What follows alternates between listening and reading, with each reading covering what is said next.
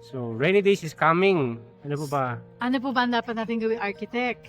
This is the best time to check yung ating mga roofs, yung mga leaks, at mga walls natin. Defaultive, downspout, gutters, roofing, at the same time, yung sabi mo architect, yung ating mga perimeter wall or mga firewalls na nag-leak during umuulan. Yes, silipin po natin yung mga cracks. Hanggat maaari po, i-fix na po natin yan bago po dumating ang tag-ulan dahil mahirap po silang ayusin kapag maulan na. Opo. At ito nga po, andito po kami. You can easily contact us to help you out.